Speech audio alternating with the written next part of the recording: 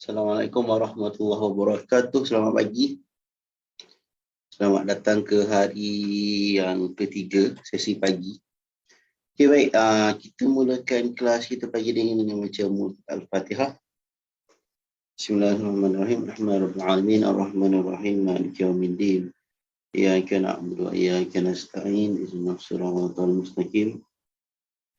Siratal ladzina an'amta 'alaihim ghairil maghdubi 'alaihim waladdallin. Amin.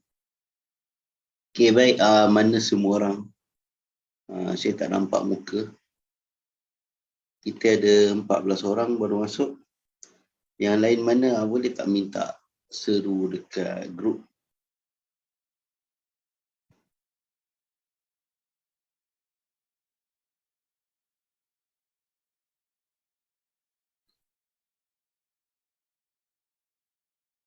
Dekat grup, tengok.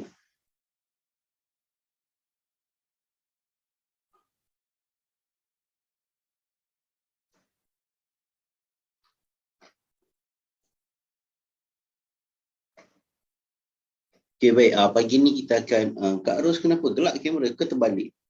Kamera menghadap meja ke apa ke? Okay, kita akan go through secara ringkas apa itu V-Games. So, untuk bila kita bangun pagi, benda yang perlu kita buat, anda boleh buat lepas ni bila kelas dah habis, adalah tentang V-Games. Okay, biasa saya kalau saya buat lepas saya mandi, saya mandi dulu, bangun tu memang mandi dulu. Bangun tu sebelum mandi kita baca doa tidur lah. For sure, lepas tu kita berjalan. Pastikan anda buat beberapa little things activity bila kita bangun. Sebab kalau kita tak buat beberapa aktiviti, kita akan stay untuk kita tidur. Sebab bila kita bangun tu, kita masih dalam in the mood. Terutamanya kalau anda bangun, anda tak set anda nak buat apa-apa. Kalau anda tak percaya, tunggu. Bila satu hari habis kelas, adakah anda boleh bangun pukul 3.30 ataupun anda tak bangun? Atau sekarang adakah anda bangun sebab adanya kelas? Kalau benda tu yang terjadi, memang susah.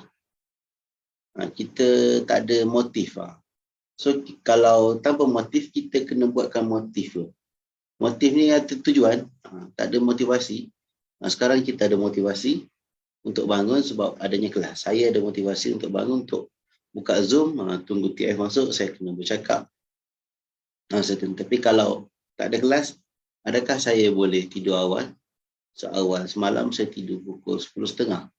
Niatnya nak tidur pukul 9, tapi drag sikit 10.30. Dan bangun, tiba-tiba bangun pukul 2, dah rasa segar. Tapi saya teruskan pejam mata, sebab alarm belum berbunyi, saya layan je tidur.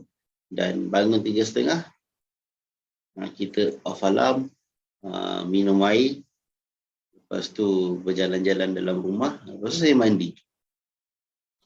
Lepas tu relax sikit, buat apa-apa benda dan saya buka Zoom. So itu yang kita perlu buat. Saya nak pastikan ada orang ke tak ada ni? Suara saya jelas ke tak? Sebab tak ada yang buka kamera. Saya nak pastikan anda betul-betul ready. Ada. Kalau ada, boleh buka kamera. Sebab saya rasa saya keseorangan. Yang lain-lain, pastikan anda ready.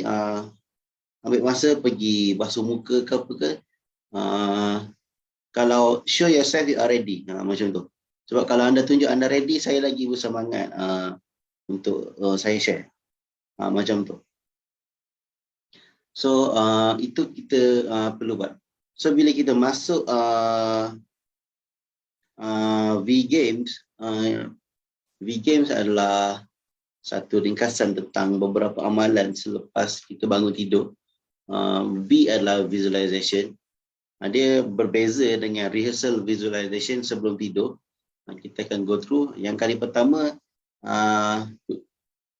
dengar dulu, nanti kita akan explain, kita akan kembangkan bagaimana nak buat visualization bila kita dah bangun. Lepas tu G adalah gratitude. ataupun kita panggil bersyukur. Lepas tu A adalah affirmation. M adalah biasanya meditation yang kita guna. Dan meditation ni saya tak berapa suka guna perkataan tu sebab mungkin kalau anda guna lepas kelas ni, mungkin ada beberapa orang, oh ini adalah ajaran Hindu ke apa ke. So bagaimana kita nak perhalusi benda tu?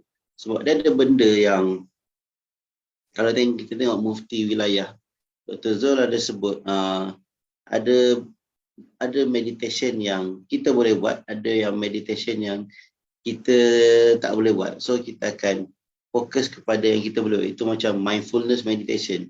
Mindfulness ni bila kita activate kita punya senses, macam sekarang, kita boleh activate kita punya senses dengan anda dengar saya berceloteh. Tapi adakah anda sedang perasan anda sedang duduk atas kursi ataupun atas apa-apa alas, tangan anda bersentuhan dengan baju, anda sedang ada pakaian melekat ke badan anda, dan kaki anda berlapik ke lantai. Lantai itu ada simen ke ataupun kayu ke, atau ada kapet, dan kapet tu jenis berbaldu ataupun kain kasar, macam mana. So benda tu yang kita panggil mindfulness. So kita kena sedar apa yang kita rasa, apa yang kita dengar. Mungkin anda dengar saya bercakap, perasan tak dengar aircon ataupun kipas ataupun bunyi-bunyi kat luar rumah kalau hujan? Itu kita panggil mindfulness. So VGAM, E adalah exercise. Yang macam mana kita akan go through. Lepas tu, dan S sekali adalah spiritual, benda yang berkaitan dengan kejiwaan ataupun spirit. Tu spirit tu benda lain, maksud semangat, tapi kita maksudnya benda yang berkaitan dengan ibadah. So benda ni yang Tuan Afnan Rosli yang saya tahu yang dia yang peloporkan benda ni, dan kita terus kerohanian. Okay, baik. So kita akan saya tunggu TF masuk, kita akan go through satu-satu. Kita belum buat praktikal lagi, mungkin esok ataupun lusa. Baik, visualization yang kita buat adalah bila kita bangun pagi, kita kena buat visualization yang fokus kepada apa yang kita nak, apa yang kita perlu buat. Bukan kita perlu, apa yang kita nak. Dia berbeza dengan kita berkhayal. Kalau berkhayal ni dia tak tentu hala. Kita hanya melayan, tapi dalam visualization tu kita yang ciptakan kita punya pandangan kita dalam visualization. Lepas tu kita masukkan kita punya elemen 5 senses. Kita masukkan elemen VAKOG. VAKOG itu adalah pertama visual, lepas tu auditory. Kita masukkan bunyi. Contoh, kita visualize kita nak kereta apa-apa, kita visualize kita nak berjalan ke mana-mana, kita visualize nak tengok binatang tertentu. Mungkin ada kat sini yang duduk kat bandar, dah lama sangat tak tengok kambing ataupun dah lama sangat tak tengok anak ayam. Yelah, kat bandar mana ada. Kalau ada tu maksudnya bukan bandar sangat, dia duduk di pinggir bandar. Maksud saya contoh dekat bandar yang betul-betul padat, yang susah nak jumpa kambing. Biasa kalau kat bandar kita nampak anjing, tapi bila kita balik kampung kita akan nampak kambing. Dia berbeza. Sebab saya ada pernah seorang ibu bercerita, anak dia tanya, "Mom, what's that dog?" Kenapa, dia tanya kenapa anjing tu ada janggut macam tu. Cakap itu bukan janggut, itu bukan anjing, itu adalah kambing. So nak cakap budak bandar dia tak pernah nampak, jadi dia ingat kenapa anjing ni pelik sangat ada janggut. Itu nak katakan beza. Jadi kalau kita mungkin ada lama tak pergi air terjun, so mungkin teringat air terjun dekat kampung, ataupun nak pergi mana-mana, melancong luar negara, nak pergi mana-mana Mekah, pergi umrah. So kita boleh hadirkan benda-benda tu dalam bayangan kita. Apa yang kita nak pergi, nak buat, nak miliki. Emas ketul macam mana. Pernah tak pegang emas, ambil feel. Saya pernah pergi dekat kedai emas. Kita beli yang 1 gram. Sebab tu kalau saya nak membeli apa-apa, saya rela pergi ke kedai. Kita selain kita nak pengalaman membeli, kita nak ambil peluang untuk kita sentuh apa-apa. Contoh, masa saya beli emas, saya tanya, bang, ada tak yang 100 gram? Tak nak beli pun, tapi nak pegang. Bila kita dah sampai kat kedai, kita bina repo, bina borak-borak, dah kenal. Walaupun nak beli 1 gram, dekat setengah jam, kita sembang-sembang, ada, kejap. Lepas tu, sekilo ada, sekilo dia tak ada stok, dia cakap. Sekilo tu tempahan, kena tempah beberapa minggu awal, sebab dia tak pegang stok sekilo dekat kedai. Terlalu berisiko, susah nak pegang. Risiko sama ada orang dalam ataupun orang luar. Jadi dia bagi saya pegang 100 gram. Oh, ini sebenarnya 100 gram. Bila saya pegang, saya letak atas 3 jari. 1 jari tak boleh, nanti jatuh. 2 jari tak sedap. 3 jari tu sedap. Kita timbang-timbang macam tu. Oh, ini dia feel emas 100 gram. Jadi dalam visualization kita hadirkan benda tu. VA-KOG. Visual, auditory, kinestetik. Macam kinestetik tu kita dapat rasa. Dia punya sentuhan tu macam mana. Kalau emas 100 gram, macam mana dia punya berat dekat tangan. Kita dapat rasa. Dia berbeza dengan kalau kita pegang gelas. Gelas kita pegang macam ni. Kalau kita letak atas tu dia rasa gelas tu besar. Jadi kalau anda tak ada pengalaman memegang benda yang seberat 100 gram yang kecil, yang tumpat, macam emas 999, kita tak dapat rasa. Kita mungkin boleh bayangkan, tapi kita kalau tak ada pengalaman, dia susah. Jadi kita bina pengalaman tu dalam kehidupan kita seharian. Sebab tu kita berjalan-jalan, sebab tu kita pergi sana, pergi sini, kita jumpa orang, kita berborak macam-macam benda. So lepas tu, lepas kinestetik, kita panggil OG olfactory adalah tentang bau. Kita sedut bau. Contoh kalau kita visualize kereta, visualize rumah. Ada tak pengalaman kita masuk rumah baru? Tak kisah rumah tu rumah kawan kita, rumah mungkin kecil-kecil dulu, dulu-dulu tahun 90-an, waktu kita kecil dulu-dulu, kita ikut ayah kita pergi masuk rumah baru ataupun kawan ke, mak saudara kita ke yang masuk rumah baru, kita masuk dan kita ingat balik apa yang dalam simpanan otak kita, bau rumah baru. Ataupun kereta yang baru, bawang kilang, ataupun bawang kedai.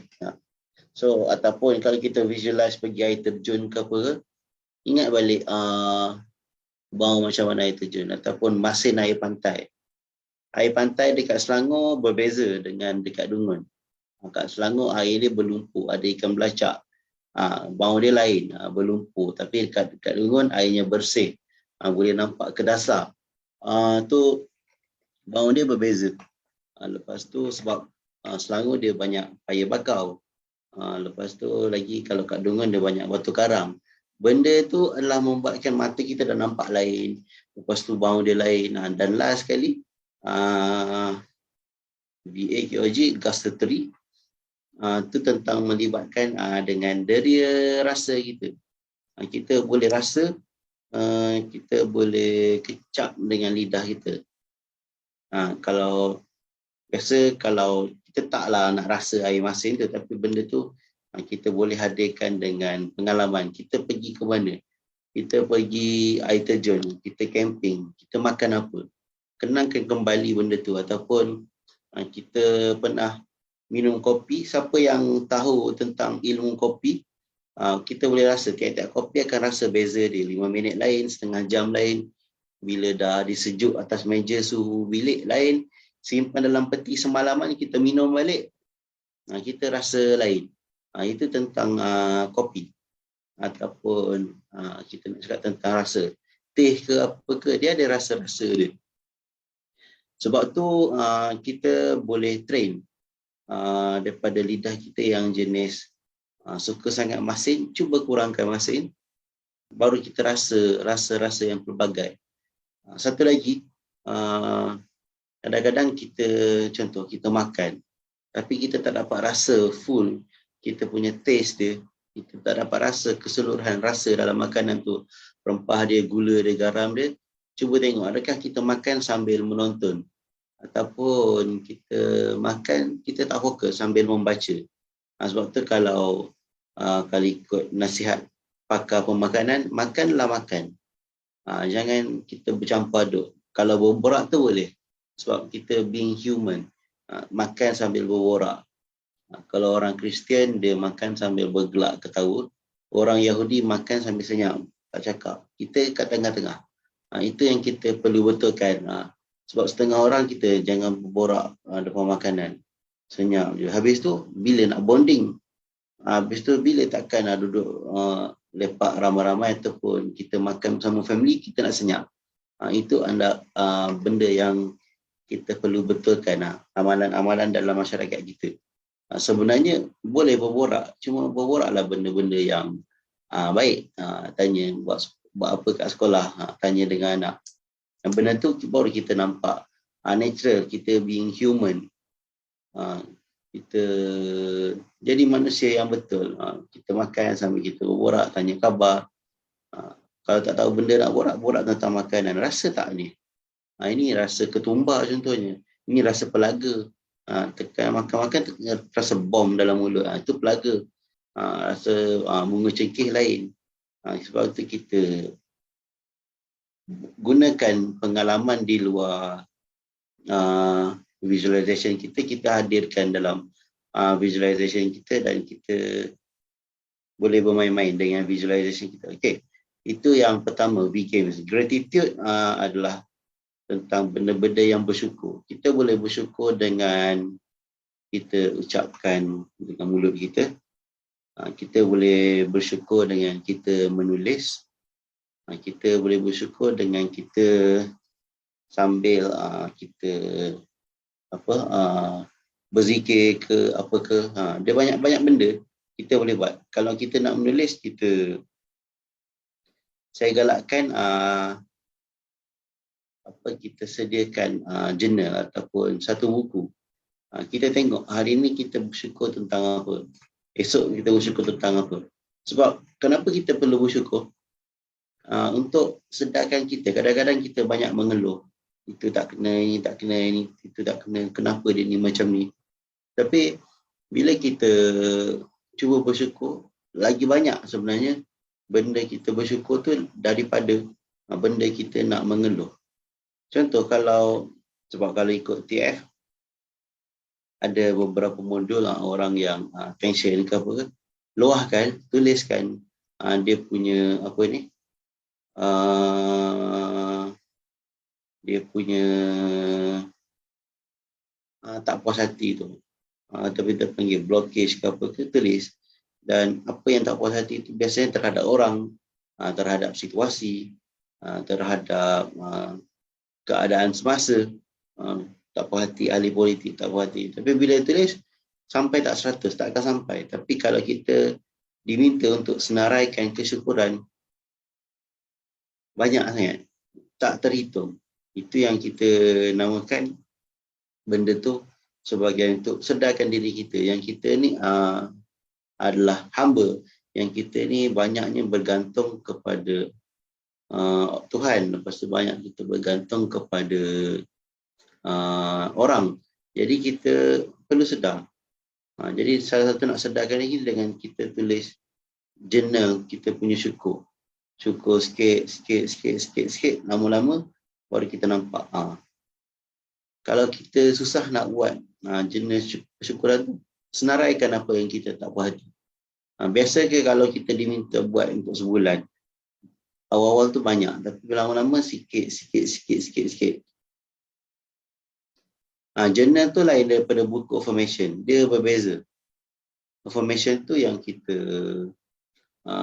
yang kita nak buat. Tapi jurnal ni bersyukur ibu bapa masih hidup, ataupun bersyukur kita boleh berkhidmat kepada ibu bapa bersyukur kita ada tempat berteduh, bersyukur kita ada laptop, kita ada phone. Cara nak bersyukur tengok apa yang kita ada berbanding dengan orang yang tak ada. Tengok orang yang berilmu bandingkan dengan ilmu kita yang cetek. Tengokkan orang yang sihat berbanding kita yang sihat tapi malas-malas nak senaman. Macam tu. Kita melatih diri kita supaya tengok benda positif dulu dalam benda yang negatif. So anda pergi contoh, bangun pagi, anda jalan-jalan dan anda nampak anak Melayu, perempuan, pakai seluar pendek, jogging. So, apa tanggapan anda nak tulis? Apa tanggapan anda dalam otak? Apa dulu yang datang? Macam tu. So, kita kena tengok, kalau apalah ni dalam Melayu, confirm lah Islam, pakai seluar pendek, pakai tudung. Okay, itu satu. Ataupun, bagusnya dia jogging. Malu aku tak jogging. So, benda tu adakah anda dapat bezakan? Ataupun anda letakkan mana dulu? Itu cara yang untuk kita melihat orang. Biasa kalau, kita tengok, kalau dekat kawasan saya, banyak bapa Arab. Mereka hanya datang ke masjid pakai seluar pendek. Literally seluar pendek atas lutut. Dan mereka masuk ke masjid, ambil kain pelekat yang ada kat masjid, pakai kain pelekat dan solat. Air semayang pun tak ambil, mungkin ambil kat rumah ke apa ke. Itu memang cara dia. Jadi kita kalau nampak benda tu, ada kita tengok, apa ni, Mamat ni masuk masjid seluar pendek, tak hormat masjid. Adakah kita boleh bercakap itu memang tapi hak kita, tapi cuba kita fikir, kenapa benda tu tercetus dalam benak fikiran kita. Benak belakang otak. Benak fikiran kita. Jadi tengok adik. Sedangkan bila kita tak kenal itu yang jadi, tapi bila kita tahu mereka bermazhab apa. Biasanya mazhab Maliki ke Hanafi, aurat dia hanyalah segitiga seluar dalam tu je. So takkan nak pakai nak pakai underwear. Tak, dia pakai baju. Kalau pakai baju pakai underwear tak senonoh. Jadi tak nampak. Jadi pakai seluar pendek. Kadang-kadang seluar 3 suku. Tapi banyaknya seluar pendek literally seluar pendek. So mereka pakai yang tu, datang masjid, kalau dah ada wuduk, ambil wuduk, tak ada ambil wuduk, dan kalau tak ada wuduk, dia ambil wuduk, lepas tu pakai kain pelekat yang ada kat masjid dan terus solat. Macam kita. Dah habis solat, buang kain pelekat, lipat-lipat, sangkut, dia pun keluar. Itu yang biasa diamalkan. Sebab ada itu mazhab dia. Jadi kita raikan, itu kita panggil kepelbagaian yang ada. Jadi kita perlu kita panggil konsep unity in diversity, maksudnya perpaduan dalam kepelbagaian. Kita hidup dalam kepelbagaian, tapi ada benda yang kita boleh bersepakat. Itu baru bab Islam, berbeza mazhab. Lepas tu kita duduk kat Malaysia, kita ada benda yang kita berbeza.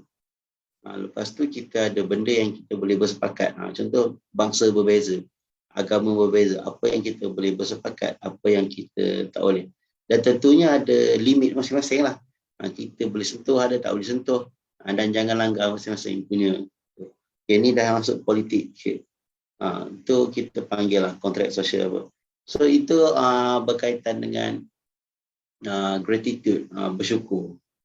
Itu baru kita nampak apa yang takut ada benda yang kita terlepas. Jadi kita banyakkan bersyukur, baru kita tahu kita ni macam mana. Kejap.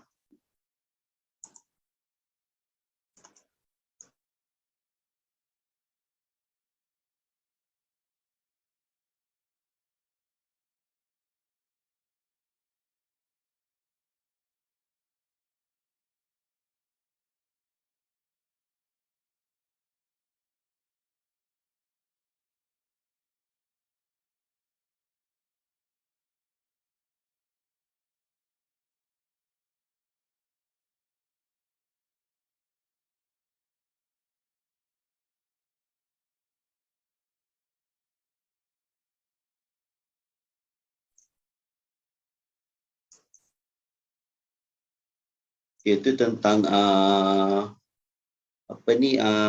gratitude. Seterusnya adalah Affirmation tu sama dengan yang kita dah go through sebelum ni, berkaitan dengan Tesla 369, berkaitan dengan tapping point. Jadi apa yang tu kita bangun pagi, kita dalamkan lagi kita punya affirmation. Waktu kadang-kadang nak tidur kita nak cepat, kadang-kadang kita guna atas je. Jadi waktu pagi tu kita dalamkan lagi. Macam kita tulis Tesla awal pagi, maksudnya waktu tu kita tulis. Tak perlu kita tunggu 8 pagi.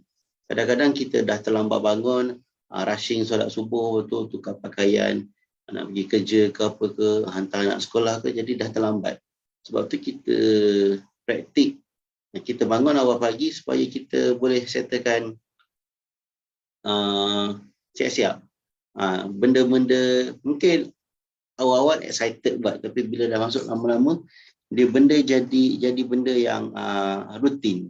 Sebab manusia ni dia tak suka rutin, sebabnya otak kita dia tak suka benda rutin. Hari-hari buat benda yang sama, dia akan boring. Memang ada orang yang jenis boleh layan. Okay, hari-hari makan setahun nasi lemak je. Kedai sama, makcik sama, tak tukar. Tapi itu tentang makanan sebab dia benda yang perlu. Tapi bila berkaitan dengan benda pembangunan diri, contoh exercise, contoh tulis Tesla, awal-awal excited, dah masuk 3-4 hari, tulis benda sama, tulisan pun dah tak cantik. So cabaran tu kita kena atasi. Tengok tulisan kena cantik, tulisan makin laju tapi cantik. Kita yang letak cabaran kecil-kecil dalam tu. Lepas tu bila dah sampai satu peringkat memang dah tepu, tapi kita kena buat juga sebab kita nak result di hujung. Ataupun kalau kita tak nak result, kita fokus kepada nak latih kita punya disiplin. Sama juga benda solat. Ada orang solat mungkin dah tak pernah audit. Cara nak audit solat, kalau malu jumpa orang, pasang kamera kat tepi dan solat. Rekod lah. Lepas tu tengok, betul ke aku rukuk Adakah aku betul-betul straight rukuk? Atau aku sujud ni betul ke tak? Ke sujud aku rapat sangat, perut dengan peha. Biasa sujud kita kena renggangkan sikit. So tengok balik. Kita berdiri waktu solat betul ke tak? Ke kita sengit sebenarnya? Jadi malu nak tanya orang, malu nak minta orang tengok. Ambil kamera, kita record. Berapa minit? 5 minit. Solat je 2 rakaat. Solat sunat apa, dah record. Lepas tu kita audit. Tengok. Bacaan kita boleh rekod suara dan kita dengar balik. Dan benda tu tak best sebenarnya. Yang lagi best, kita cari guru. Lepas tu kita minta guru kita tengoklah audit. Jadi itu benda yang melibatkan affirmation. Bukan solat tadi, ini dah keluar topik. Affirmation yang macam tu yang kita kena buat. Benda yang kita nak, benda yang kita perlu. Pilih satu je, tak perlu banyak. Pilih satu. Itu saya cakap 1 atau 2. Sekarang saya nak cakap pilih satu je, jangan tamak, fokus. Dan benda tu tak perlu terlalu jauh, takut kita rasa tak best. Fokus yang benda yang dekat, yang 2-3 bulan ni dulu, ataupun paling lama pun setahun. Pastikan kita rasa selesa untuk kita berkecimpung dalam benda tu. Contoh nak sale 1 juta sebagai apa? Adakah 1 juta tu logik? Kalau rasa tak logik, bagi kita turunkan berapa, 500,000, ataupun nak ada cash dalam bank sebanyak, mungkin kat sini kita dapat gaji, lepas tu kita bayar komitmen apa tu, last ada 2,000 je. So kita ada bersih daripada net profit, net duit kita adalah 2,000 je. So daripada 2,000 tu cuba belajar tingkatkan kepada 4,000 dulu. Jangan kita nak 1 juta. Sebab kita ingat duit ni sentiasa mengalir, takut kita nak set 1 juta, duit masuk kita tak nak keluar. Dia jadi benda tu salah konsep.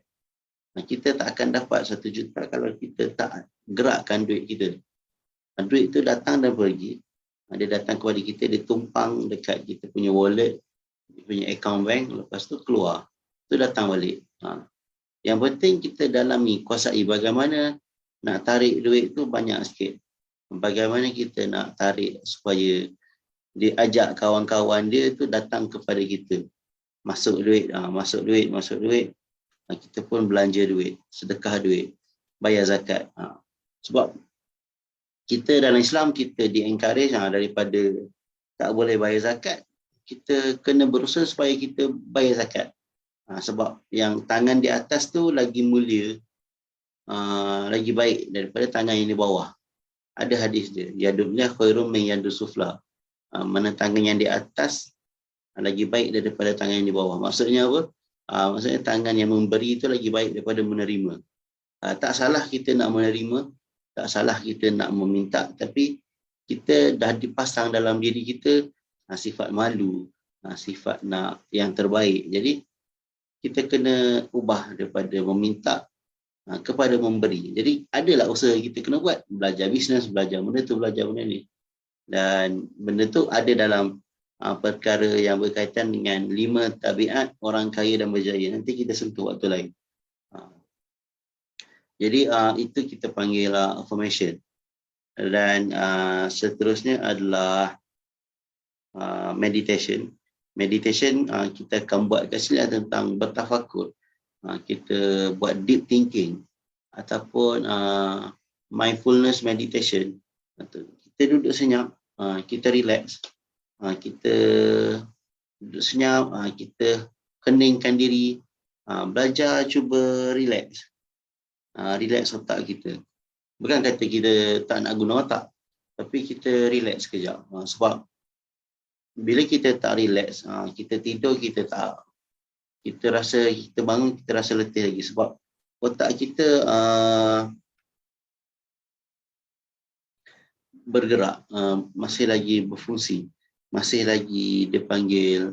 Biasanya kita nak otak kita senyap, tapi bila otak kita ni bergerak, kita tidur tak puas hati, kita akan rasa tiba-tiba kenapa letih, kenapa pening, sebab ada benda yang kita rungsing. Dia ibarat dia ada background benda yang bermain dalam otak kita. Cuba tengok phone masing-masing yang bila sampai waktu, phone kita tu dah, apa dia panggil, hang ke, dia lambat ke. Sedangkan kita buka WhatsApp je.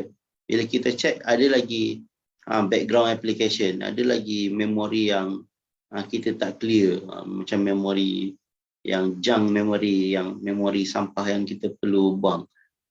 So begitu juga otak kita, bila ada benda yang bermain, ada benda yang kita rungsing. Jadi nak hilangkan benda tu, kita buat deep thinking. Kita duduk relax, kita rehat sekejap, kita tak push otak kita, kita tak berfikir. Sebabnya when you not thinking, you are beyond thinking. Bila kita tak berfikir, kita melebihi pemikiran.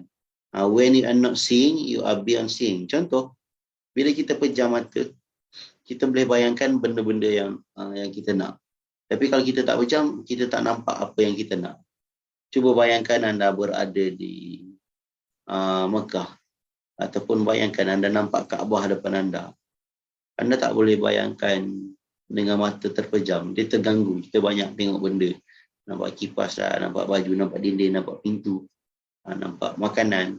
Tapi kita bayangkan walaupun sekejap kita pejam mata, okey, kita dah nampak gambaran. Sebab tu setengah-setengah orang bila dia berfikir, dia akan pejam mata ataupun tunduk ke bawah. Dia tengok satu benda. Dia tenung satu titik dekat meja makan, dia pun berfikir. Maksudnya dia rehatkan mata dia, dia fokus kepada apa yang dia not seeing. Jadi kita bila meditation, kita fokus kepada not thinking, dan baru kita beyond thinking. Maksud beyond thinking tu, kita lepas tu akan datang idea-idea. Lepas tu akan datang cetusan minda kita yang, oh ini apa patut buat. Bila kita betul-betul tenang. Kalau dalam Ikigai, dia panggil konsep flow. Maksudnya kita buat something, otak kita rehat, tangan kita bergerak. Contoh basuh pinggan. Basuh pinggan ni benda yang boleh kata rutin juga.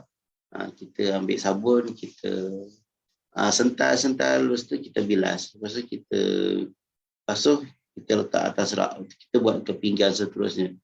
Dan kita buat benda yang sama dan otak kita dah tak berfikir.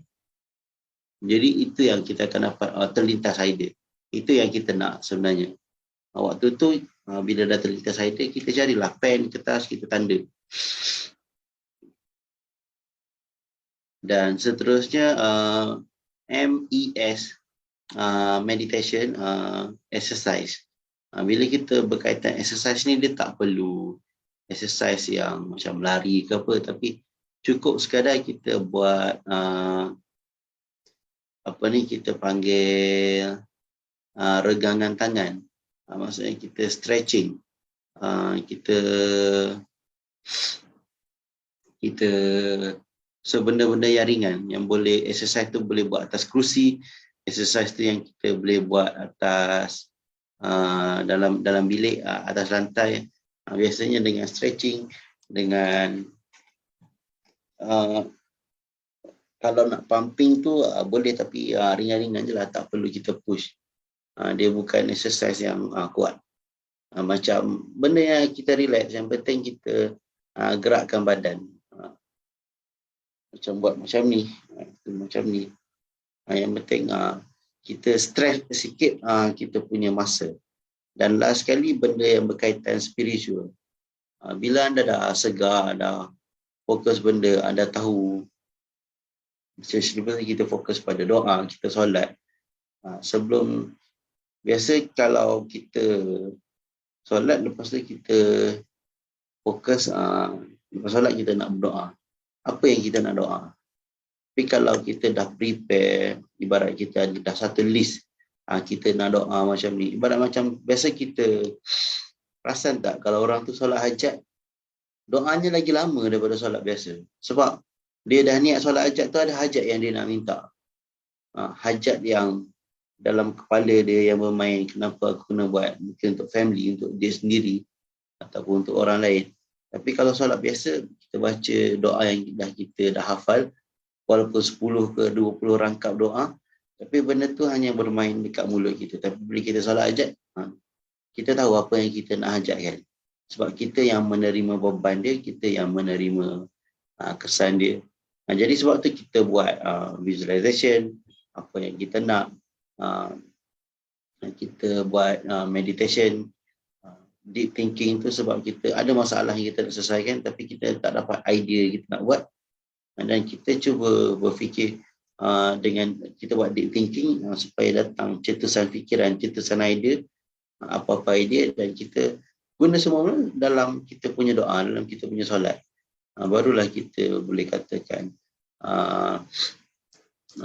kita punya spiritual ataupun kerohanian, kita punya aktiviti tu bermakna, ada isi, orang kata. Kalau tak, kita buat tu macam sekadar nak memenuhi jadual, kita tak best lah. Dan kadang-kadang sekadar memenuhi jadual, lagipun solat sebelum subuh, tahajud tu tak wajib, lagilah tak, sebab jadual dia dia bukan wajib. Dia tak seperti solat fardu 5 waktu, yang tu wajib. Jadi kita akan buat, tak nak buat, kena buat juga. Tapi kalau melibatkan benda sunat, kita tak berapa nak buat. Selain tu, benda yang melibatkan spiritual tu juga boleh, bukan solat doa je, boleh baca Quran. Waktu nak menghafal adalah waktu paling hening, waktu yang paling kita tak terganggu. Contoh nak hafal Quran ke, nak hafal hadis ke, apa nak baca buku ke, memang boleh. Sebab benda tu akan lekat dan kita akan ada masa yang banyak. Contoh kita baca terjemahan Al-Quran, kita nak bertadabbur. Dia tadabbur ni apa yang kita faham daripada ayat tu untuk kita guna sendiri. Kita baca ayat Quran, lepas tu kita tengok terjemahan dan kita fikir, tengok apa yang Allah nak pesan kat kita dengan ayat ni. Itu yang kita ambil tadabbur. Dia berbeza dengan tafsir. Boleh Google nanti apa beza tafsir dan tadabbur. Cuma tadabbur tu untuk diri kita sendiri. Kita tak boleh, tiap-tiap orang dia faham lain-lain maksud. Jadi kita kena merujuk tafsir juga. Dan kita tak boleh simply nak tafsir Quran sesuka hati. Dia jadi tak berapa kena.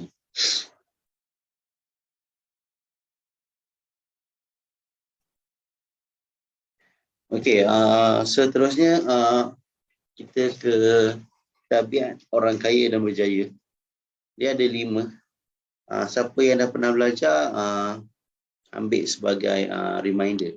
Kalau yang kali pertama, dia macam ni, tabiat orang kaya dan berjaya ni, TF yang bagi tahu.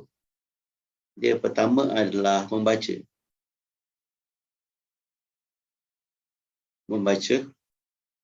Kedua, bersenam. Ketiga, neuropsikologi. Sekejap, saya buka nota. Saya tak ikut turutan.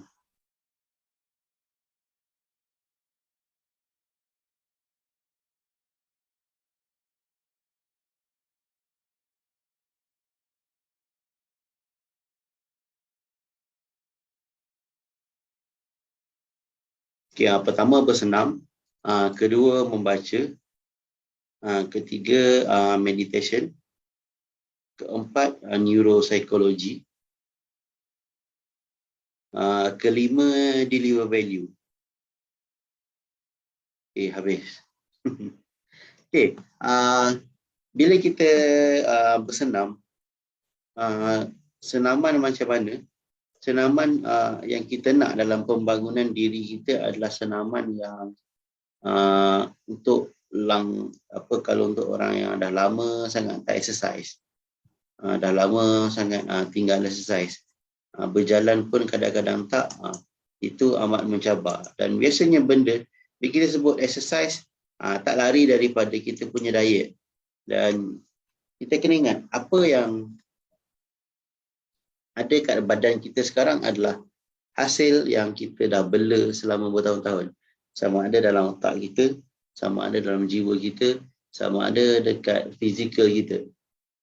Itu yang terjadi. Kita tak sedar kita selalu makan berminyak dan selama bertahun-tahun itulah badan kita. Mungkin gemuk ke apa ke, kita tak sedar kita dah jarang exercise. Apa yang terjadi, kita akan rasa mengah, sedar-sedar seluar dah tak muat, stres sebab kena beli seluar baru, duit tak cukup lah apalah, lepas tu macam-macam. Tapi kita tak sedar yang kita dah lama tak exercise. Kita tak sedar yang dah lama kita tak jaga diet kita. So itu yang terjadi dekat badan kita. Jadi kalau kita sebut pembangunan diri, benda tu adalah holistik, termasuk kita punya pemikiran, termasuk kita punya jiwa kita, termasuk kita punya perangai, attitude, kita punya sikap, termasuk kita punya fizikal. Yang benda tu selari dengan diri kita. Jadi kalau tabiat orang kaya dan berjaya, ini yang TF buat pemerhatian dan disimpulkan banyak benda. Tapi yang ni 5 yang kita ambil sebagai core dia. Jadi apa yang mereka buat orang kaya, amalan orang kaya adalah mereka pertama mereka bersenam. Mereka akan ada rutin bersenam. Suka tak suka kena bersenam. Walaupun sekejap, walaupun sedikit. Macam saya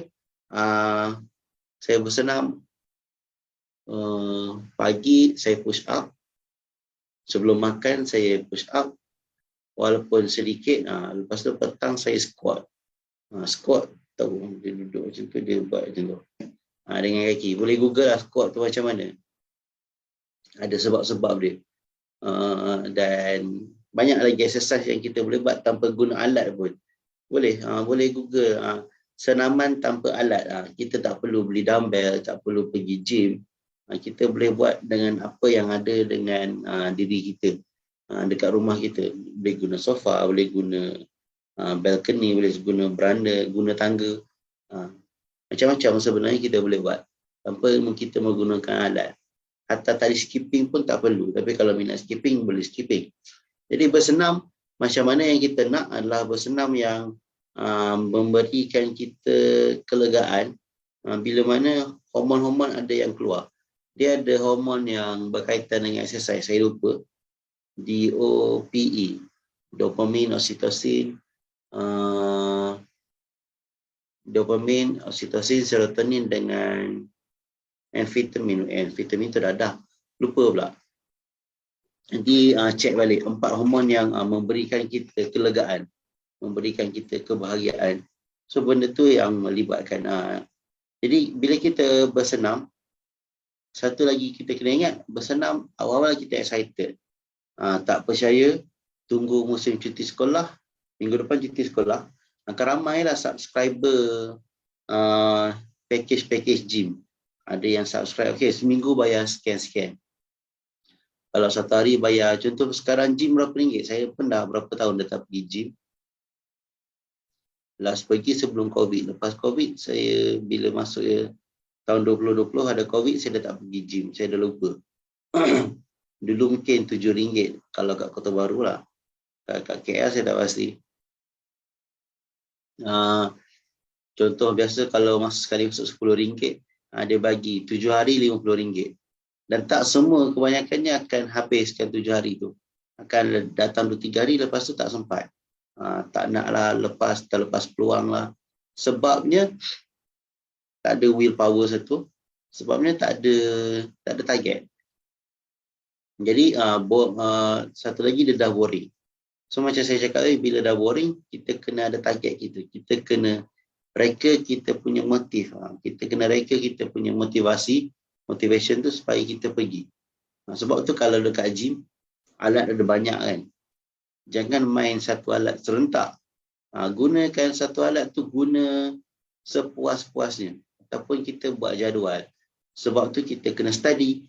Kita kena tahu badan kita ni sesuai exercise macam mana. Sebab apa, bila kita buat sesuatu dengan ilmu, benda tu jadi seronok. Kita pun tahu kita buat something ni best. Sebab adanya ilmu yang backup kita. Dia berbeza bila mana kita buat hentam kromo. Lagi-lagi hentam kromo tu kita pergi nampak orang main alat tu dekat gym, kita buat. Lepas tu tanpa kita tahu kenapa dia buat macam tu. Itu yang tak best. Kalau kita jenis nak hentam kromo, lepas tu kita perhati, kita testing, kita tengok slow-slow, itu tak apa. Tapi kalau jenis yang buat je, dia akan jadi boring. Sebab tu kita kena membaca lah, kena study. Macam saya pergi gym, saya study. Beli buku berkaitan dengan gym, tengok apa exercise yang aku perlu buat. Kita nak fokus apa? Mula-mula kita fokus, kalau nak kaki, kena fokus macam mana? Adakah kita perlu fokus kepada kaki? Sedangkan kita banyak buat kerja di luar waktu menggunakan tangan. Jadi kita fokus tangan. Kalau kita ni jenis nak daki bukit, kita fokus kaki. Tapi kalau kita ni jenis main bola, lepas tu jadi goalkeeper, sepatutnya fokus kepada tangan. Macam tu, itu yang kita perlu buat. Lepas tu satu lagi, senaman adalah berkaitan kita nak bina stamina kita. Stamina ni dia panggil apa? Saya rasa semua tahu stamina ataupun kekuatan kita boleh bertahan. Sebab siapa kenal anak-anak Sidik? Misbun, Razif, Jailani, Rahman dengan Rashid Sidik. Ada yang tak kenal? Siapa kenal? Kenal komen 1, tak kenal komen 2. Siapa duduk kat Banteng mesti tahu. Ni rumah anak Sidik. Ni Haji Sidik. Dan mereka adalah menang Thomas Cup 30 tahun lepas. Dah 30 tahun. Kali pertama menang tahun 1992. Dan lepas tu ada komik anak-anak Sidik. Mungkin sebahagian kita pernah baca. Dan ada mungkin kenal lah Miss Bun Sidik, Rashid Sidik, coach badminton kita. Miss Bun pernah cakap tahun bulan 2 dekat TV3 tahun 2020. Saya tengok dia punya dekat TV waktu tu. Dia cakap apa yang ayah dia Haji Sidik tu terapkan dekat anak dia. Hujung minggu jogging daripada rumah dia kat Banteng sekarang tu ke Pantai Morib. Berapa kilometer? Mungkin 10 ke 6 kilometer, saya lupa. 8 kilometer. Itu yang mereka buat. setiap minggu. GCD ni memang dia latih anak dia main badminton. Kalau Miss Bon tu main bola, memang dia ambil kasut bola, dia cincang-cincang. Boleh baca dalam komen anak sidik, itu sebahagian daripada kisah benar apa yang berlaku kepada family tu. Jadi apa yang Miss Bon cakap, kenapa walaupun waktu tu Malaysia tak ada lagi menang, dia pun tak lagi bertanding dekat peringkat nasional, tapi apa yang Haji Sidik buat lah, kena lari paling cepat lah. Tak ingat paling cepat ke apa, tapi kena lari daripada rumah ke pantai Morib. Lepas tu balik. Bukan jogging pergi, jogging balik. Maksudnya dah lebih 10 km jogging balik. Setiap pagi waktu cuti, waktu hari tak sekolah. Apa yang dia cakap lah untuk bina stamina. Sebab walaupun kita cerdik macam mana pun, kita tahu teknik macam mana, nak main badminton macam ni teknik dia, nak smash teknik macam ni. Tapi kalau end up kita punya stamina tak kuat, semua tu tak berguna. Jadi kita membaca banyak, kita membaca, tahu banyak benda, kita pandai bergaul dengan orang, tahu nak korek ilmu orang, tahu nak jadi spy ke apa ke, nak guna dalam kehidupan kita, tahu menjual, direct selling, tahu nak tackle pelanggan. Tapi kalau kita tak ada stamina untuk bertahan buat sesuatu, memang kita akan cepat letih. Sebab tu kita tengok biasanya orang dah berumur, stamina dah kurang, tapi bila kita tanya pendapat dia banyak lagi, tapi dia nak buat tak sempat dah. Jadi kita yang masih lagi ada stamina, tak kisah umur kita berapa, gunakan manfaat tu untuk kita bina, kita maintain stamina supaya kita boleh cegas. Sebab tu cuba perhatikan, kadang-kadang kita mengah ke apa ke, cuba cek balik diet kita macam mana, exercise kita macam mana, tidur kita macam mana. Kadang-kadang benda tu berkaitan. Kadang-kadang kita susah nak tidur, cek balik jadual. Kita exercise tak ke, dah lama tak exercise. Sebab bila kita exercise siang hari, kita memudahkan badan kita untuk tidur malam. Sebab badan kita ni dia dah rasa pressure. Jadi kadang-kadang kita susah nak tidur. Mulalah kita rasa anxiety lah. Cakap kita ada insomnia lah, apalah. Kalau insomnia tu kita boleh detect dengan diri kita. Kita susah nak tidur. Tapi kalau dah masuk anxiety tu, kena jumpa doktor. Kadang-kadang kita self-claim anxiety. Kadang-kadang tak pun. Kadang-kadang stres sebab kita tak gunakan badan kita dengan cara yang betul. Selain berlari, boleh buat apa untuk stamina? Kalau dia berlari ni sebab dia ada fasa-fasa dia. Fasa body kita rest, lepas tu fasa body kita bergerak, lepas tu fasa body kita dalam aerobic mode, lepas tu anaerobik, lepas tu yang tinggi-tinggi. Jadi selain berlari, boleh juga buat senaman. Cuma senaman tu jangan buat senaman yang simple. Kadang-kadang kita boleh buat HIIT, HIIT ataupun saya panggilkan HIIT. Kalau boleh Google HIIT exercise, maksudnya kita kalau jogging tu, berlari tu dia masuk fasa yang tinggi lah. Tapi kalau kita yang biasa-biasa, contoh kita suka buat apa? Kalau kita suka lari setempat, kita lari biasa, lepas tu kita lari laju sikit. Contoh lari biasa 20 saat, lari laju 10 saat. Lepas tu kita lari biasa balik 10 saat, dia 10, 20, 10, 20, 10. Cuba buat. Saya confirm lepas 4 minit memang rasa nak pitam kalau kali pertama buat. Itu kita panggil exercise. Baru kita cakap lari setempat. Tapi kita jangan lari setempat. Kita buat setengah jam. Itu macam dia berbeza. Sebab sekejap, saya boleh share gambar.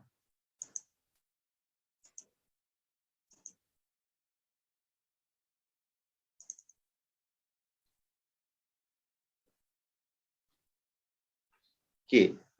Bila kita buat exercise, contoh kita berlari setempat, saya lukis dengan tangan.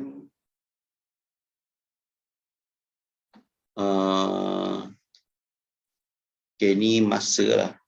Masa, lepas tu M tu masa. Kita bagi ni seminit, 2 minit, 3 minit. Jadi exercise yang saya cakap tadi, kita ambil 20 saat lari biasa, 10 saat lari setempat juga, cuma lari laju. Dia macam lari biasa, lepas tu lari laju. Dia biasa je. Cuma bila kita buat, dalam masa, contoh ni saya bagi seminit, 2 minit, 3 minit. Dalam masa 3 minit, kita dah buat 6 cycle. 6 cycle. Jadi, bila efek dia, saya pernah buat, ni lama dah saya tak buat sebab saya kena build up balik saya punya momentum slowly. Waktu saya cergas dulu, lebih kurang 10 tahun lepas, saya buat 4 minit dan efek dia, bila kita buat high intensity interval training ni, dia punya kesan pembakaran lemak dalam badan tu, dia berlangsung selama 2 hari. Walaupun kita dah exercise 2 hari lepas, pembakaran tu masih lagi berlaku. Sebab antara sebab kita exercise, kita nak badan kita bakar lemak, kita nak dapatkan release stress, kita nak dapat happy mood. Itu benda-benda yang berkaitan lah. Tapi kalau kita nak bakar lemak, orang nak diet ataupun atlet kena makan banyak. Bila makan banyak, dia boleh cergas, dia buat banyak benda. Tapi nak buangkan yang lemak berlebihan, dia buat high intensity interval training, HIIT.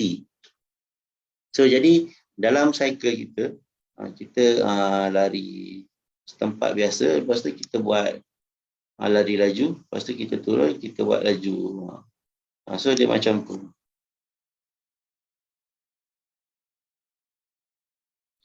Jadi badan kita bila kita lari biasa-biasa, kita tak bakar sangat. Tapi bila kita push, walaupun 10 saat kita lari paling kuat, dia akan, lemak tu terbakar dengan kuat. Masa kita pun banyak bekerja waktu tu, lepas tu kita paksa kita rest. Tapi bagi yang sesiapa yang tak aktif, jangan buat. Kalau nak kurus, bermula dengan kawal diet kita. Sebab dengan kawal diet tu maksudnya cuba kawal makanan kita. Selalu makan berminyak, kurangkan. Cuba makan rebus atau bakar. Ataupun rebus je lah. Sebab cuba kita kawal. Selagi mana kita tak boleh kawal kita punya pemakanan, susah untuk kita nak kawal kita punya rutin, nak exercise tu buat. Sebab tu kita ni sesuai lagi, kita baru je sebulan habis puasa. Lepas tu dalam Syawal ni ada open house lah apalah. Jadi kita kena get back balik. Biasa bulan puasa kita kurus. Lepas tu raya makan banyak. Open house, walaupun dia dah masuk bulan Zulkaidah, ada lagi open house. Kita bab makan ni kita tak boleh lari. Budaya kita banyak sangat. Lepas tu sekarang makanan banyak-banyak. Banyak benda-benda yang mengaburi mata kita, mulut kita rasa nak try. Kita kena lagi kuat kita makan, lagi kuat kita exercise kita untuk kita buang. Sebab kalau kita tak boleh kawal, memang kita kena exercise. Jadi step dia, kalau siapa kat sini yang lama sangat tak exercise, buat step by step. Pertama kawal makan, lepas tu buat sikit-sikit. Contoh, hari ni pumping kita buat push up kan. Kita buat 1 ataupun buat 3 ke, ataupun jangan buat sampai sakit. Tak dinasihatkan sebab bila kita buat sampai sakit, kita perlukan beberapa hari baru kita boleh buat. Contoh hari ni semangat, dah 3 tahun tak push up. Buatlah, buat sampai 20, 50. So sakit. Terus esok kita nak buat susah. So kita jangan push, kita buat sikit-sikit. Kita buat sekali hari ni. Lepas tu esok 2 kali. Esok pula lusa 3 kali. Lepas tu naik. Saya tahun lepas saya buat push up. Saya dah lama tak push up. Sejak kahwin, COVID, tu lama tak push up. Saya mula push up bulan 7 tahun lepas. Apa yang saya buat, saya tak terus push up dekat lantai, tapi saya push up dekat dinding. Dia macam ni badan saya, ni dinding, ni badan saya, macam tu je. Saya tak push. Ataupun kadang-kadang macam tu. Dia tak kuat sangat. Jadi saya biasakan buat sampai 50. Lepas tu, sebab saya test, bila saya push up terus ke lantai, waktu tu nak sampai 10 pun dah tak larat. Sakit. Lepas tu stamina tak ada. Sebab dah lama stamina menurun. Jadi kita push up. Lepas tu bila dah dinding okey, saya pergi ke balcony. Balcony kan dekat beranda dia macam tu. So sekarang boleh kat lantai. Kat lantai tu macam tu. Lepas ni saya akan push up, kaki saya naik pula. Dia macam tu. Itu lagi. Nak lagi best kaki dekat dinding, tangan kat bawah. Itu yang lagi ultimate kita buat push up angkat bumi macam tu. So ni tangan, kaki kat atas. Kita buat macam tu. Tapi benda tu kena slow-slow lah. Dia tak boleh buat terus. Jadi itu yang kita buat. Kalau kita nak lari pun sama. Mula dengan berjalan. Berjalan, lepas tu bila berjalan dah okey, barulah kita gabung berjalan, lepas tu buat lari anak. Lari anak tak perlu banyak. Jalan-jalan seminit, lari anak 10 saat. Lepas tu jalan seminit, lari anak 10 saat. Macam saya buat graf tadi. 20-10, 20-10 pun boleh juga.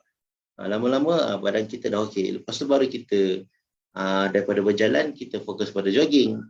Lepas tu gabung jogging dengan lari. Lepas tu bila dah okey, fokus lari laju. Lari laju. 20-10, 20-10. Lepas tu kita maintain lah macam tu. So kita kena buat tu benda sikit. Kita tak boleh push. Kalau kita push, memang kita akan cepat lelah. Okey, kedua adalah tentang membaca buku. Baca buku adalah buku fizikal.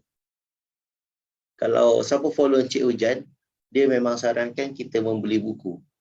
Beli buku, baca tak pun. Sebab kita hiaskan diri kita dengan buku. Itu lagi bermakna daripada kita hias dengan benda yang benda contoh, bukan kata nak pandang rendah ke ada orang yang suka kumpul Hot Wheels ke apa ke. Tapi kena letakkan benda tu, letakkan ilmu dulu.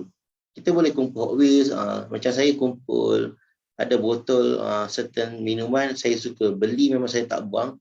Kalau tin saya tak kumpul, tapi botol minuman saya kumpul. Terutamanya yang cantik, yang ada story dia. Sebab biasanya orang yang suka simpan-simpan benda, dia ada story behind. Dia ada benda yang dia boleh cerita, dia ada benda yang dia boleh sampaikan. Maksudnya ada ilmu di sebalik itu.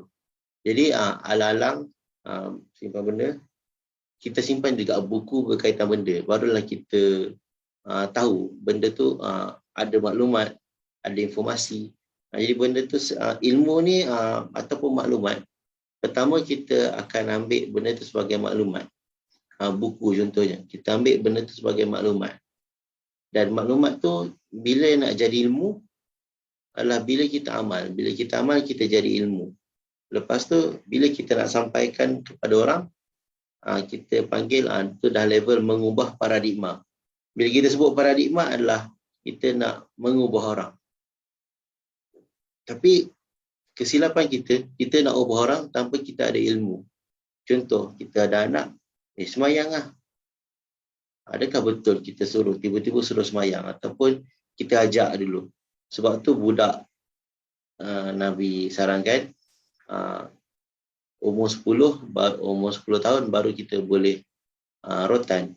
Bila mana kalau dia tak solat. Tapi sebelum 10 tahun, apa yang kita perlu buat? Kita kena ajar, kita kena solat depan dia, kita kena tunjuk kat dia bagaimana nak solat. Kita ajak ke masjid supaya dia tengok, bukan bapa aku je solat, orang lain ramai-ramai pun solat. Adanya solat Jumaat. Lepas tu pergi jalan mana-mana, kita utamakan solat, kita berhenti dan kita solat. Maksudnya solat tu bukan kat masjid je, bukan kat rumah. dekat shopping mall pun ada surau. Jadi kita mendedahkan. Dan lama-lama bila dah sampai waktu, kita boleh sebelum umur 10 tahun pun dah boleh kita ajak dia. Dan kita ajar sikit-sikit. Itu benda yang berkaitan dengan solat contoh, benda berkadar. Begitu juga dengan kita nak latih yang kita baca buku, kita beli buku, apa-apa kisah, maksud apa-apa tajuk, beli buku. Kalau praktik TF, TF suka buat benda pelik, dan kalau rasa boleh follow, sila follow. TF bermula dengan pegang buku. Kalau kat saya ni dalam meja ni tak sampai 100, tapi dah lebih 30. Ni pun saya tak pergi lagi kedai buku bulan ni. Ada ke? Bulan ni tak pergi lagi. Kalau pergi Pesta Buku Kuala Lumpur bila? Saya dah beberapa tahun saya tak pergi. Dan saya sengaja tak nak pergi. Bahaya. Sebab satu, yelah bahaya bukan sebab COVID ke apa. Tapi bahaya. Bahaya kat duit. Sebab confirm saya akan beli banyak dan saya tak tahu bila nak baca. Sebab bila dah sekarang, dah makin rasa berusia, saya memilih untuk tak banyak pergi kedai buku. Kalau pergi pun ada beberapa buku je. Kalau dulu saya pergi, saya akan beli RM600, RM800 pesta buku. Tu tahun 2007, 2008, 2009. Sekali pergi RM600, sekali pergi RM800. Lepas tu ada kedai-kedai sekali pergi, kalau biasa pesta buku macam bulan 12 hari tu sekali, sebab dekat rumah saya pergi 3 kali ke 4 kali dan total semua dalam 150. Setiap kali pergi saya bawa 3 ke 40 ringgit je. Tak push. Kalau saya bawa banyak, memang nasib lah. Big Bad Wolf tu dekat je rumah saya. Kalau ada Big Bad Wolf dekat Seri Kembangan, boleh Roger. Kita boleh borak-borak buku sampai lebam. Okay, dengan membaca, kita baca sikit-sikit. Kita tak perlu push. Dan untuk level-level kita nak membangunkan diri, kita kena ingat, kita membaca tu bukan untuk kita, biasa kita dengar, kita baca buku ni untuk kita ambil maklumat, lepas tu kita buat. Adakah benda tu pressure bagi kita? Aku baca ni, aku kena buat lah. Kalau rasa pressure, tinggalkan. Kita baca ni untuk santai, untuk kita relax. Sebab kalau kita membaca dengan pressure, ibarat kita ada exam. Baca malam ni, nak hafal semua, student life tak apalah. Ataupun kalau biasa kita tengok orang-orang nak naik pangkat, makcik-makcik apa, kena study, tension, stress lah tengok. Nak bergaul dengan orang pun tak sempat. Sebab salah satunya tak menjadi membaca tu budaya dia. Jadi kompreskan satu malam study, benda midnight all orang panggil, Pulau Putih panggil, lepas tu esok nak study, nak jawab exam, nak naik pangkat apa. Jadi kita nak membangun diri, kita kena relax, kita nak santai. Kita membaca tu sebab kita nak luaskan kita punya kosakata, nak tambahkan perkataan, nak biasakan otak kita supaya kita baca. Oh, perkataan ni cara gunanya macam ni. Perkataan ni tak boleh guna macam ni. Perkataan ni sesuai dengan cara macam ni. Contohnya macam Anwar Ibrahim bila naik jadi Perdana Menteri, dia sebut tata kelola lah, wewenang lah, ketimbang lah. Banyak benda. Tapi kalau kita tak pernah membaca sebelum ni, kita benda tak faham.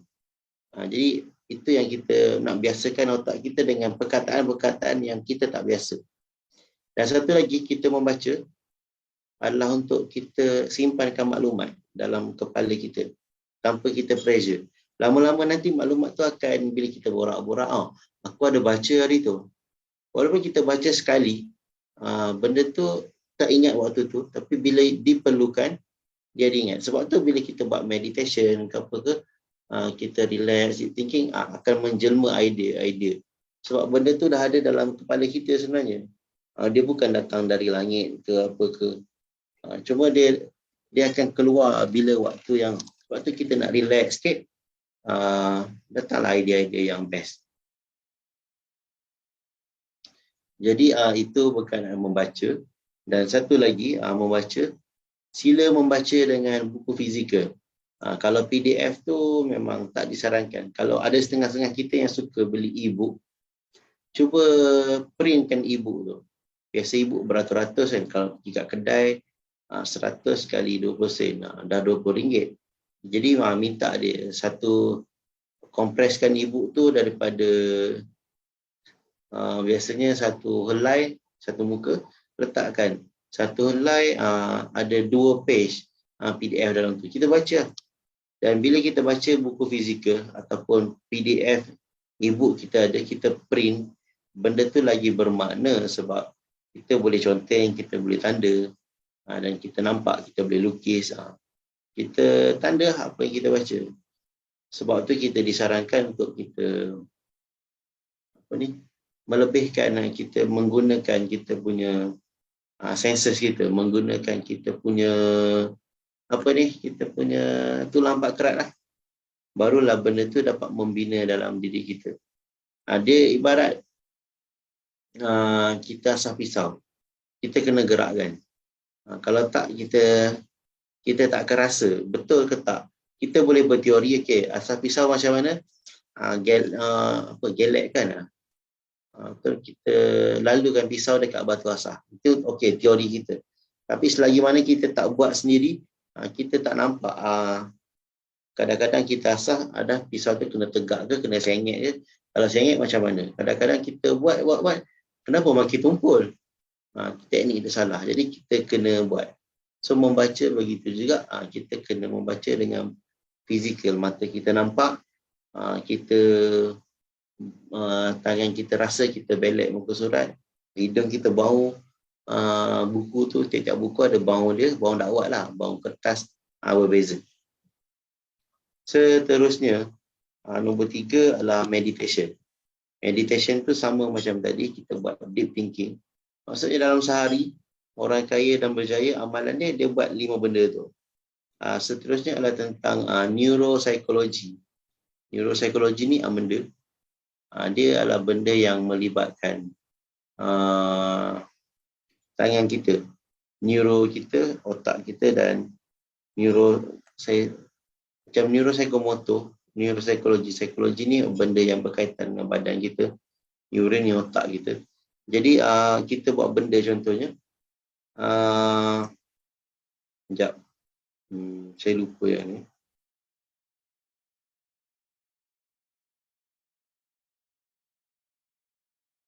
Sekejap saya tengok nota.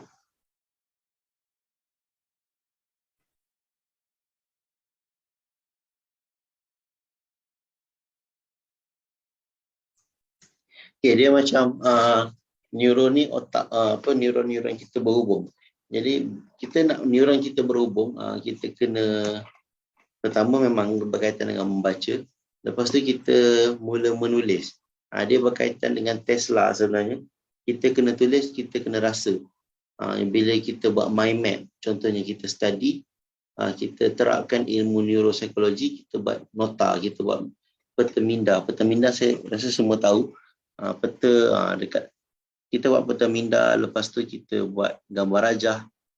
Bila kita belajar, kita catat, lepas tu kita letak gambar sikit-sikit supaya nak bagi connection kita tu makin luas, makin berkembang. Sebab dekat otak kita ada neuron, sel-sel neuron yang menghubungkan segala ilmu yang ada. Dan antara neuron tu dia tak berhubung, tapi dia ada satu neuron, contoh ni neuron dia ada satu ruang, dan ruang tu berhubung bila sinaps terjadi. Dan bila lagi kuat sinaps tu berlaku antara neuron-neuron yang berjuta-juta tu, lagi kuatlah ingatan kita yang akan ingat. Dan benda tu kita, kalau kita guna phone sepenuhnya, kita membaca, kita menulis, dia setakat tu. Tapi kalau kita menggunakan pen, guna kertas, kita melukis, dia lagi banyak. Sebab tu information, kita tulis Tesla. Sebab tu kalau information, kita mind mapping, kita menggunakan tulang pakrat kita. Kita buat, lagi kita ingat. Sebab kalau kita tak buat dengan tangan kita, dia macam tak lekat sangat. Maksudnya kurangkan teknologi, kita gunakan secara fizikal. Dengan tu neuro connection kita lagi banyak.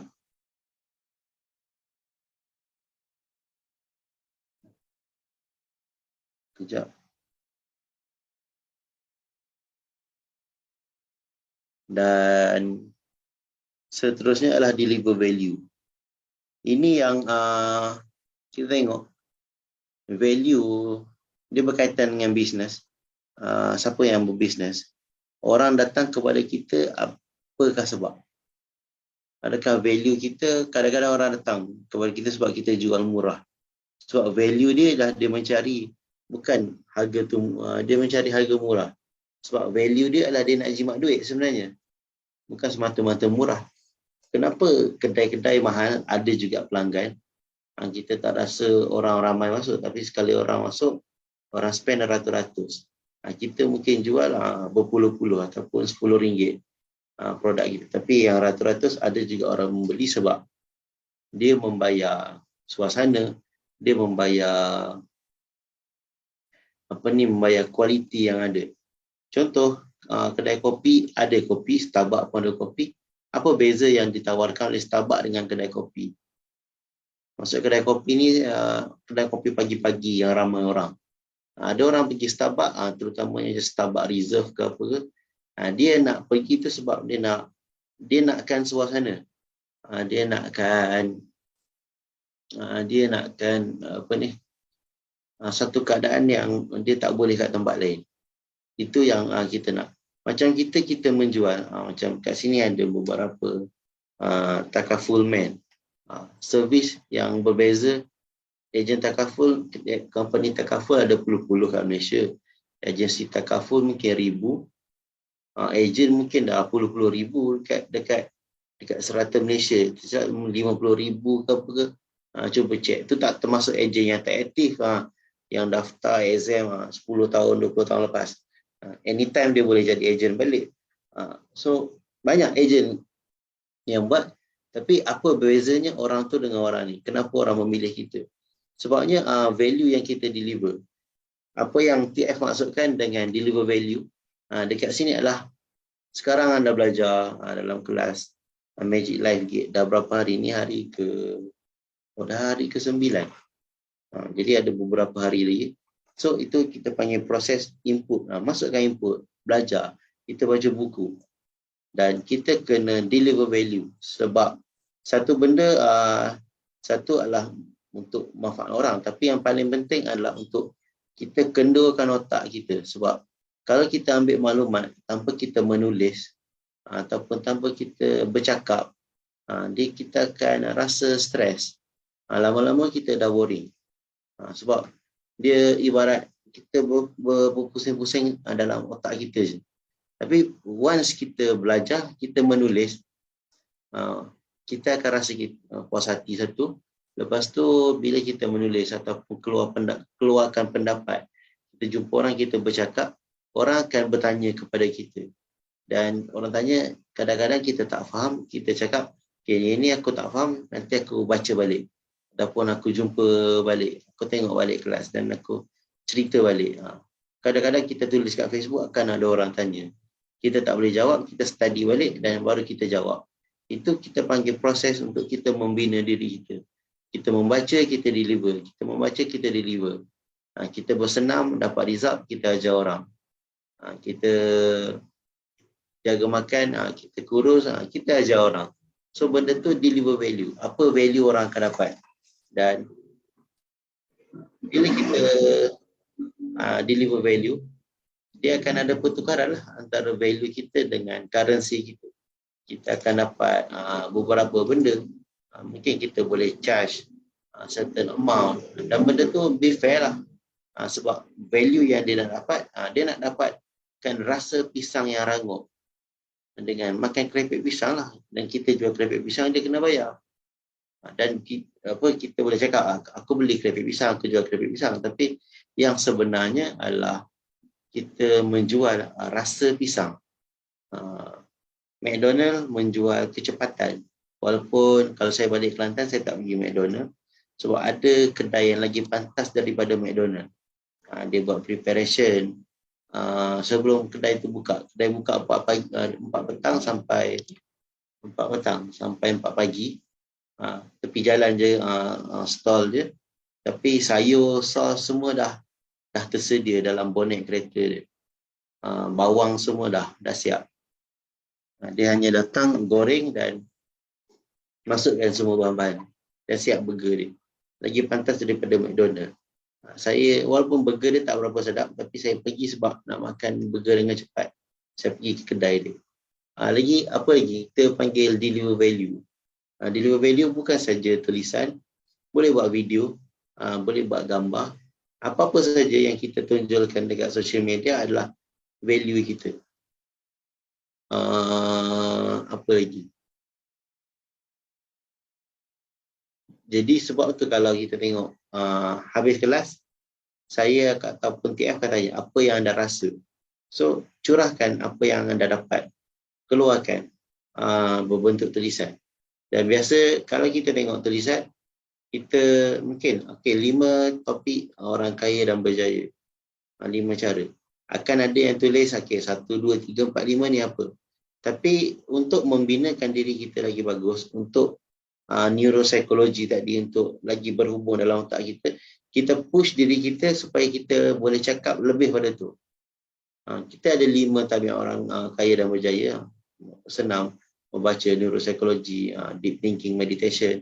Lepas tu deliver value. Tak salah pun kalau kita ambil satu tentang membaca dan kita huraikan membaca apa yang kita faham. So kita pergi lagi dalam. Maksudnya kita jangan tiru orang, kita buat cara yang berbeza. Dengan tu cara kita boleh connectkan neuropsikologi kita lagi bijak. Orang nampak pun kita berbeza. Sebab tu TF banyak orang pergi ke dia, ni posting pasal relationship. Lepas tu TF tag nama saya dan saya dapat friend request baru 12 orang. Mungkin nak tahu tentang Stephen. Coach Jiha mungkin dapat added value juga, follow bertambah ke apa. Jadi bila orang datang macam tu, kita serve balik dengan kita bagi value yang orang nak. Lagi kita faham follower kita punya apa yang dia nak, dia datang kepada kita tu sebab apa, kita banyakkan lagi. Sebab tu bisnes yang bagus, kalau kita tengok kenapa dia tak cacah merbah, tak pernah jumpa Starbucks promote kambing bakar kan, tak pernah. Biasa kalau kedai-kedai Melayu, okey, restoran bulan puasa restoran tutup, kita jual kat bazar, tapi dekat kedai kita letak baju Melayu. Tak salah, saya tak kata salah, tapi konsistensi tak ada kat situ. Dan value dia, kita nampak value dia bercampur. Tapi lagi solid value kita, lagi kita boleh fokus, lagi kita nampak. Sebab tu affirmation kita, Tesla kita, fokus satu benda. Kesihatan ke, kewangan ke, relationship ke, kerjaya ke.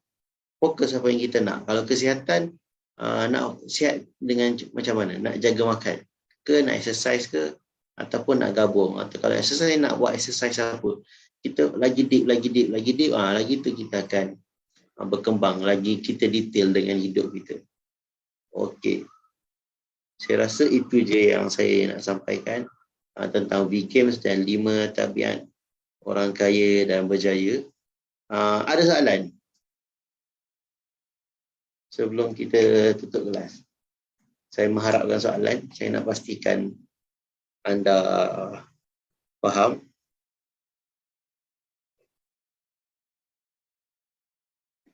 Ada soalan boleh type dekat ruangan komen.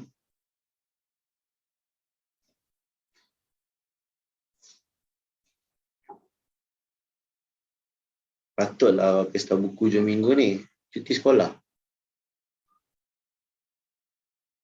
Confirm KL Jam. Ada soalan? Tarik dan tekan hantar dekat ruangan komen.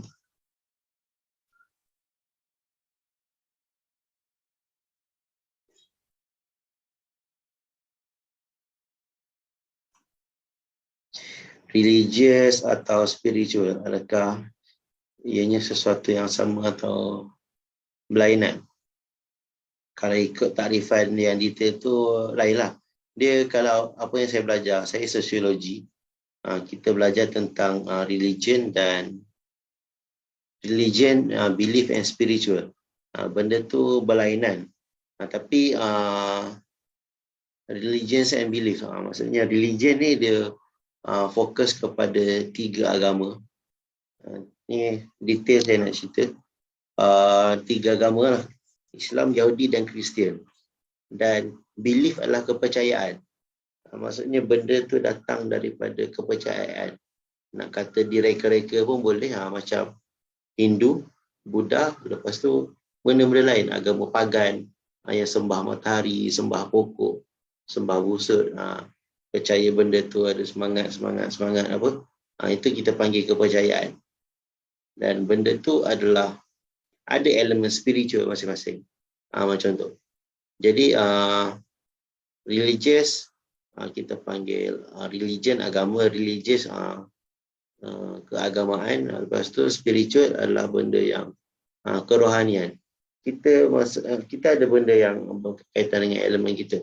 Kita ada minda kita, kita ada jasmani, dan benda melibatkan hati, benda yang berkaitan dengan kerohanian. Itu bagi kita.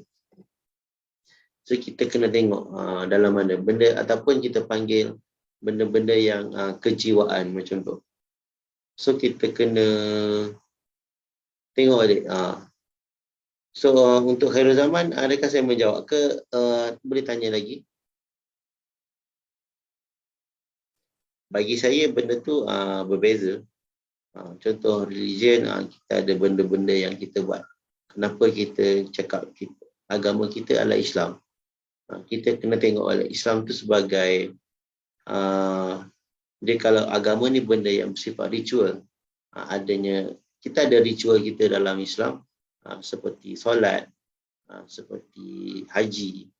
Lepas tu kita amalkan puasa daripada pukul berapa waktu tertentu sampai waktu tertentu kita tak boleh buat perkara yang membatalkan puasa.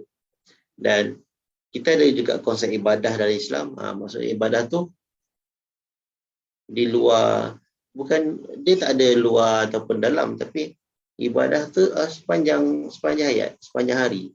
Adakah kita bercakap ni boleh jadi ibadah? Boleh. Adakah kita bercakap ni tak boleh jadi ibadah? Boleh juga. Cakap bersembang tak kena benda. Contoh kita naik bas daripada Pahang pergi ke KL, bermusafir. Tapi adakah boleh katakan musafir kalau pergi tu menonton bola? Kalau ikut Ustaz Azhar Idrus, tak boleh. Menonton bola bukan ibadah. Jadi kalau bukan ibadah, boleh tak nak naik bas? Boleh. Tapi tak boleh musafir. Tak boleh apa? Tak panggil musafir lah. Bila tak panggil musafir, dia tak jadi, tak bolehlah kita nak jamak qasar. Jadi kena betulkan niat, betul. Kena tengok balik. Adakah kita daripada Pahang nak pergi ke Kuala Lumpur tu sebab apa? Dia berbeza. Kita pergi ke Pahang, daripada Pahang ke KL untuk melawat saudara mara. Kebetulan ada bola kat stadium, kita pergi tengok. Itu berbeza. Kita masih lagi dalam musafir mode. Macam tu.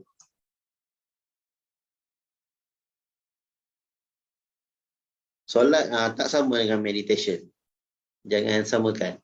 Sebab kita meditation yang dibolehkan adalah untuk meditation kita mindfulness. Maksudnya kita sedar. Meditation tu kita berkaitan dengan kita punya 5 senses. Kita sedar untuk kita deep thinking, kita nak relax sikit. Itu yang kita boleh buat.